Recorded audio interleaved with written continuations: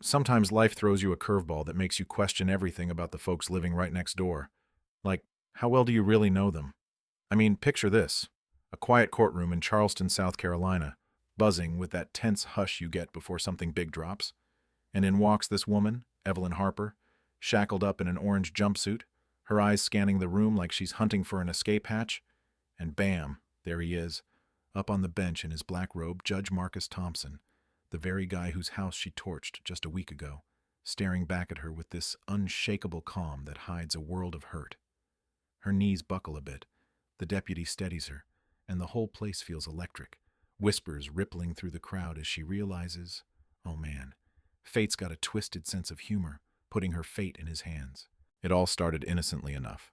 Or so Marcus thought when he moved into that cozy two-story brick house in the suburbs of Charleston. He'd picked the spot for its charm, those oak-lined streets, close to the water where he could unwind after long days at the courthouse, dealing with all sorts of messy cases that wore on a man's soul. He was 52, a widower who'd lost his wife Sarah to cancer 5 years back, and this place was supposed to be his fresh start, a sanctuary with her old flower beds out front, photos of their kids on the mantel, that worn leather chair where he'd sip coffee and read law journals till the sun dipped low. Neighbors seemed friendly at first, waving as he mowed the lawn or grilled ribs on Sundays. But then there was Evelyn, the HOA president. Oh boy, she was something else. This wiry woman in her late 40s with a clipboard always at the ready, treating the neighborhood rules like they were carved in stone from Mount Sinai. Her first beef?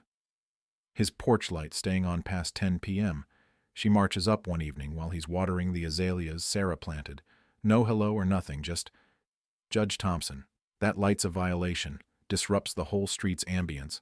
Bylaws say off by 10 sharp. Marcus, ever the even-keeled guy, sets down the hose with a chuckle, trying to keep it light, and says, "Evening, Miss Harper, it's for security. Shuts off around midnight, but I'll check the rules." But she shakes her head, lips pursed like she'd bitten a lemon. Standards are standards. Some folks think their fancy title lets them slide. Not on my watch. That could have been the end of it. A quirky neighbor thing you'd laugh about over beers with your buddy Ray, but Evelyn wasn't letting go. Nope. She had this chip on her shoulder, see? 'Cause Marcus was the new guy, a black judge rising quick in a town where old power structures still lingered like Spanish moss. And her role as HOA boss gave her this little kingdom where she could flex, especially since her own life was unraveling. Husband left her years ago. Kids barely called. So she poured all that bitterness into enforcing order. But really it felt personal, like his success grated on her insecurities. Letters started piling up in his mailbox. Hedges too tall by an inch, mailbox shade off by a hair, even griping about his American flag flapping too loud in the breeze. And Marcus, he'd shake his head, tell his sister Lena over the phone, if this is her biggest thrill, measuring grass with a ruler, then God bless her, but it's wearing thin. Lena, always the protective one, would frown. Bro, that's not just picky, that's targeted. You handle crooks in court all day. Don't let her turn your home into another battlefield. But Marcus believed in rising above, focusing on his work mentoring young lawyers, visiting his nephew Jamal for saxophone lessons in the driveway. Until Evelyn escalated, snapping photos of his car parked a smidge over the curb, timing his guests like a hawk, muttering at HOA meetings about outsiders who think they're above the rest, her voice dripping with that faux concern that masked pure spite. Deep down, it gnawed at him. Home was his refuge, where he'd sit in that chair, thumbing through Sarah's old recipes, feeling her presence in the quiet. But now, every creak of the floorboards made him wonder if Evelyn was lurking, her obsession blooming from petty power plays into something darker, fueled by her fear that Marcus's quiet dignity challenged her grip on the neighborhood. One night, his friend Ray drops by with fishing gear, catches her in the act. She's yelling across the lawn, "Yard waste rules, Judge, or is that beneath you?" Ray steps in, tall and no nonsense. "Lady, his yard's spotless. What's your deal?" She flushes red, storms off, but not before hissing, "Some people don't fit, no matter how they pretend." That stung Marcus, but he confronted her later, knocking on her door under the streetlights. She opens it, smirking like she'd won already, and he says evenly, "This harassment stops now, Evelyn. It's not about rules. It's you gunning for me, and I won't stand for it." Her eyes narrow, voice low and venomous. "You strut around in that robe at court, but here? You're just another guy who doesn't belong. And I'll make sure everyone sees it." Things spiraled from there. She'd pace his sidewalk at odd hours, chuck a pebble at his door one midnight, her shadow caught on the security cams he'd installed after Lena insisted. Document it all, Marcus. Obsession like hers doesn't fizzle, it explodes. Neighbors whispered, like old Mrs. Clara down the block, who'd pull him aside at the mailbox. She's fixated, hun. Heard her ranting at the meeting.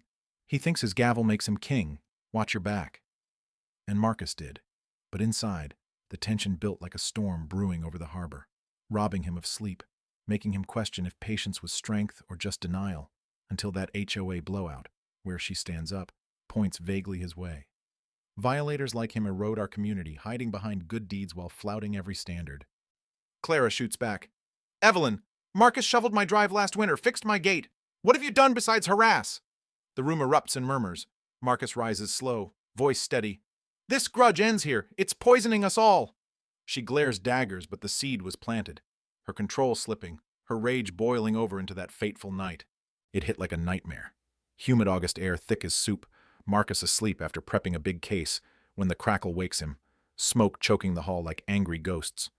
He grabs his phone, dials 911 coughing. Fire, my house, get here quick. Stumbles out barefoot, clutching Sarah's photo album he snagged on instinct. Flames licking the walls, devouring memories as neighbors rush over. Clara yelling, Marcus, over here!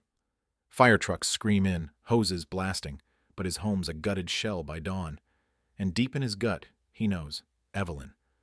Cops find accelerant traces, match her car's plates circling on cams, a gas can in her garage reeking of guilt. Turns out, her belonging rant masked a twisted envy, seeing his life as a threat to her fragile ego, pushing her to arson as the ultimate power grab. Arrest comes swift. They cuff her at dawn, her chin high but eyes flickering fear as neighbors gawk, Ray muttering to Marcus, She's done, brother. Dangerous doesn't cut it. But the twist? Docket lands on Marcus's court. He could have recused, but nah, he thinks. If I run, she wins twice. Justice tests us when it hurts most. Courtroom packs tight, media frenzy buzzing. Evelyn enters, freezes seeing him up there, her lawyer hissing, Eyes down! But that lock of gazes, pure cinema. Her smirk cracks, his calm a shield over the storm inside. She pleads not guilty. Evidence piles up, footage, witnesses like Clara testifying. She stalked him, obsessed. I feared this, Ray adding. Told him she'd snap. Jury deliberates quick, guilty on arson, harassment, hate bias. And at sentencing, Marcus looks her dead on, voice thick. You torched my home, my peace, out of spite that blinded you to our shared humanity. Minus 22 years. Parole after 15. Gavel drops, room exhales, Evelyn crumples, but Marcus? He steps out, stares at the rubble later with Lena. We rebuild, sis. Hate burns bright, but dignity lasts. Yet here's the rub that sticks with me. Was justice truly blind? Or did personal pain tilt the scales? In a world where neighbors turn foes over ego and envy, who's really safe? Drop a comment. Ever dealt with a toxic HOA or simmering grudge? Was Marcus right to preside, or should have he stepped back? Share your take. Let's unpack this mess together. 'Cause stories like these, they're reminders we all got a role in keeping hate from catching fire. Hit subscribe if you want more real talk tales that hit home.